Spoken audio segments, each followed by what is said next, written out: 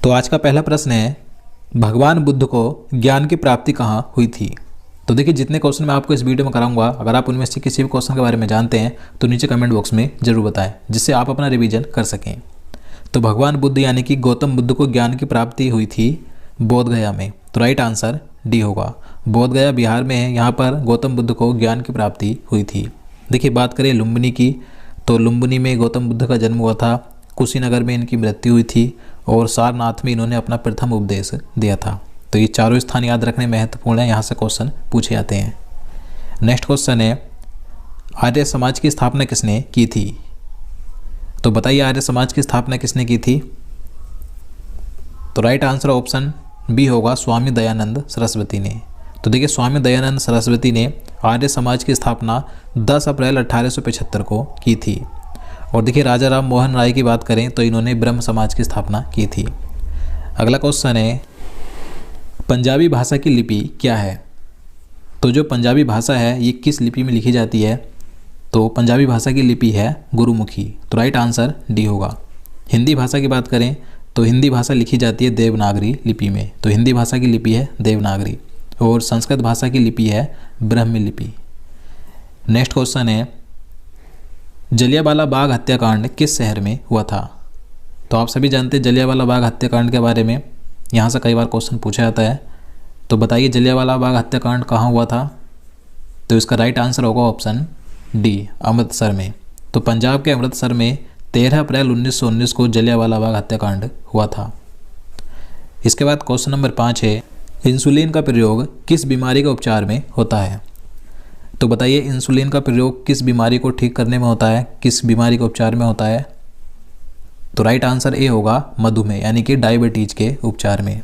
देखिए, इंसुलिन की खोज सर फ्रेडरिक बेटिंग ने की थी। तो ये कई बार पूछा जाता है, इंसुलिन की खोज किसने की थी, सर फ्रेडरिक बेटिंग ने। नेक्स्ट क्वेश्चन है, बिहू किस राज्य का सबसे महत्वपूर्ण त्यौहार है।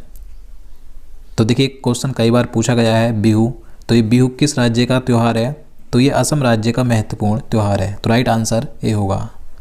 नेक्स्ट क्वेश्चन है, कौन सा विटामिन आंवले में प्रचुर मात्रा में मिलता है। तो आंवले में प्रचुर मात्रा में सबसे ज़्यादा कौन सा विटामिन पाया जाता है, विटामिन सी। तो राइट आंसर सी होगा। विटामिन सी सबसे ज़्यादा आंवले में पाया जाता है। देखिए, विटामिन सी का रासायनिक नाम है एस्कॉर्बिक अम्ल। और देखिए, विटामिन सी जल में घुलनशील है। तो जो विटामिन बी और सी ये दोनों जल में घुलनशील है, जबकि बाकी जो अन्य सभी विटामिन है वे वसा में घुलनशील है। तो याद रखना है। नेक्स्ट क्वेश्चन है, भारत का पहला गवर्नर जनरल कौन था। तो बताइए, भारत के पहले गवर्नर जनरल कौन थे। तो इसका राइट आंसर ऑप्शन ए होगा, Lord William Bentinck. Lord William Bentinck ये भारत के प्रथम गवर्नर जनरल थे। लॉर्ड कैनिंग की बात करें तो ये भारत के प्रथम वायसराय थे।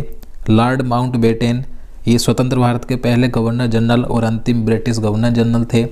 और सी राजगोपालाचारी की बात करें तो ये भारतीय थे। तो सी राजगोपालाचारी भारत के पहले और अंतिम भारतीय गवर्नर जनरल थे। तो याद रखना है।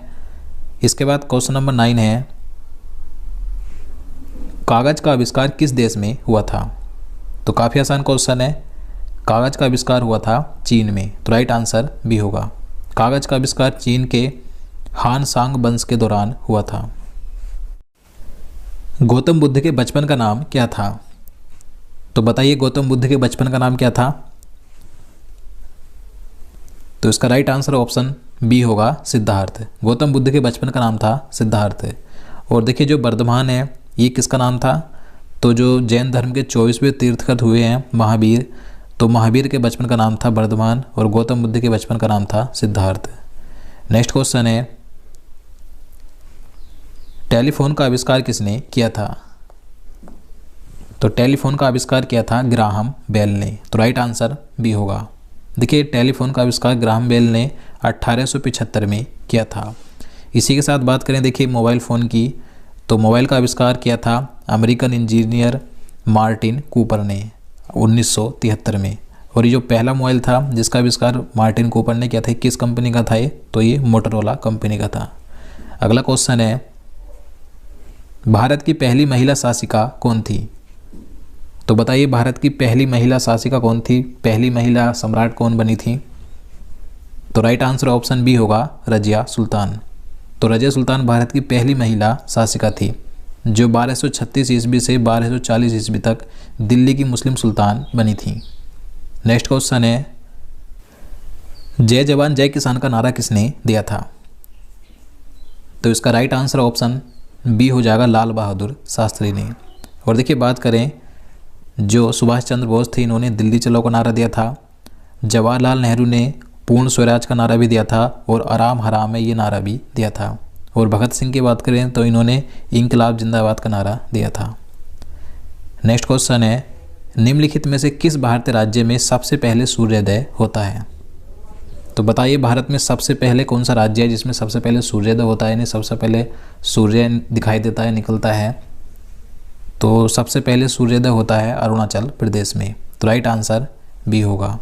देखिए देश में सबसे पहले सूर्योदय अरुणाचल प्रदेश के डोंग गांव में होता है। तो अरुणाचल प्रदेश का जो डोंग गांव है यहाँ पर सबसे पहले सूर्य दिखाई देता है, यानी सूर्योदय होता है। अगला क्वेश्चन है, कांग्रेस छोड़ने के बाद 1939 में सुभाष चंद्र बोस ने अपनी पार्टी बनाई थी जिसका क्या नाम था? तो इसका राइट आंसर होगा ऑप्शन सी, फॉरवर्ड ब्लॉक। तो देखिए सुभाष चंद्र बोस ने जब भारतीय राष्ट्रीय कांग्रेस को छोड़ा था तो उसके बाद इन्होंने 1939 में अपनी एक नई पार्टी बनाई थी जिसका नाम था फॉरवर्ड ब्लॉक। तो फॉरवर्ड ब्लॉक के संस्थापक कौन है? सुभाष चंद्र बोस है, जो कि इन्होंने 1939 में बनाई थी। नेक्स्ट क्वेश्चन है, पंजाब केसरी की उपाधि किसे दी गई थी? तो पंजाब केसरी के नाम से जाना जाता है लाला लाजपत राय को। तो राइट आंसर बी होगा। देखिए लाला लाजपत राय एक भारतीय स्वतंत्रता सेनानी थे जिन्होंने भारतीय स्वतंत्रता आंदोलन में एक प्रमुख भूमिका निभाई थी। और देखिए लाहौर में साइमन कमीशन का विरोध करने पर लाठीचार्ज के कारण इनकी मृत्यु हो गई थी। तो पंजाब केसरी की उपाधि दी गई थी लाला लाजपत राय को। अगला क्वेश्चन है, भारत की पहली महिला राज्यपाल कौन थी? तो भारत की पहली महिला राज्यपाल यानी गवर्नर थी सरोजिनी नायडू। तो राइट आंसर सी होगा। देखिए सरोजिनी नायडू 15 अगस्त 1947 से 2 मार्च 1949 तक संयुक्त प्रांत यानी कि उत्तर प्रदेश की राज्यपाल रही थी। उत्तर प्रदेश को पहले संयुक्त प्रांत कहा जाता था, तो यहाँ की ये पहली महिला राज्यपाल बनी थी। देखिए सरोजिनी नायडू को भारत कोकिला के नाम से भी जाना जाता है, तो याद रखना है। क्वेश्चन नंबर 18 है, वास्को डी गामा भारत कब आया था? तो राइट आंसर ऑप्शन ए होगा 1498 ईस्वी में। तो देखिए वास्को डी गामा एक पुर्तगाली खोजकर्ता था जो कि पुर्तगाल से आया था। ये समुद्र के रास्ते 20 मई 1498 को भारत में कालीकट पहुंचा था, जहां पर इसका जमोरिन ने स्वागत किया था। नेक्स्ट क्वेश्चन है, मानव शरीर में किस ग्रंथि को मास्टर ग्रंथि कहा जाता है? तो बताइए मास्टर ग्रंथि किसे कहा जाता है? तो इसका आंसर ऑप्शन सी होगा, पीयूष ग्रंथि को। पीयूष ग्रंथि को मास्टर ग्रंथि कहा जाता है। देखिए पीयूष ग्रंथि लगभग एक मटर के आकार की होती है जो कि मस्तिष्क के आधार पर स्थित होती है। तो पीयूष ग्रंथि कहाँ पर होती है? तो ये मस्तिष्क में होती है, जिसे कि मास्टर ग्रंथि कहा जाता है। क्वेश्चन नंबर 20 है, मनुष्य ने पृथ्वी पर सबसे पहले किस धातु का प्रयोग किया था? तो देखिए मानव ने सबसे पहले पृथ्वी पर तांबा धातु का प्रयोग किया था। तो राइट आंसर होगा ऑप्शन सी। अगला क्वेश्चन है, 1853 में भारत में पहली रेलगाड़ी कहाँ चली थी? तो राइट आंसर बी होगा, मुंबई से ठाणे के बीच। तो देखिए भारत में पहली जो ट्रेन थी 16 अप्रैल 1853 को बोरीबंदर बॉम्बे से ठाणे के बीच चली थी, जो कि 34 किलोमीटर की दूरी पर चली थी। और देखिए उस समय गवर्नर जनरल कौन था? तो ये लॉर्ड डलहौजी के समय पर चली थी, तो याद रखना है। क्वेश्चन नंबर 22 है, वह कौन सा जानवर है जो कभी पानी नहीं पीता है? तो इसका आंसर है ऑप्शन सी, कंगारू रेट। तो देखिए जो कंगारू रेट जानवर है ये उत्तरी अमेरिका में पाया जाता है, जो कि एक चूहे की प्रजाति का प्राणी होता है। तो ये जीवन भर कभी भी पानी नहीं पीता है।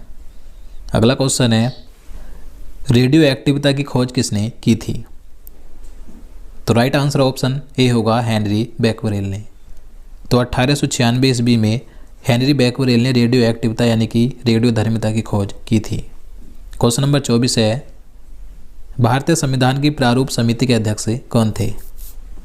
तो देखिए कई बार क्वेश्चन पूछा गया है प्रारूप समिति के बारे में। तो प्रारूप समिति के अध्यक्ष थे डॉक्टर भीमराव अंबेडकर। तो राइट आंसर बी होगा। देखिए ये जो प्रारूप समिति थी तो ये नए संविधान का प्रारूप तैयार करने के लिए बनाई गई थी। इसमें टोटल 7 सदस्य थे, जिसके अध्यक्ष नियुक्त किए गए थे डॉक्टर भीमराव अंबेडकर। ये प्रारूप समिति 29 अगस्त 1947 को बनाई गई थी, तो याद रखना है। तो दोस्तों आज के लिए इतना ही। उम्मीद करता हूँ आपको ये वीडियो पसंद आया। अगर आपको वीडियो अच्छा लगा हो, आपके लिए हेल्पफुल हो, तो प्लीज़ वीडियो को लाइक और शेयर करना, साथ ही चैनल को सब्सक्राइब कर लेना। तो चलिए मिलते हैं नेक्स्ट वीडियो में। जय हिंद, जय भारत।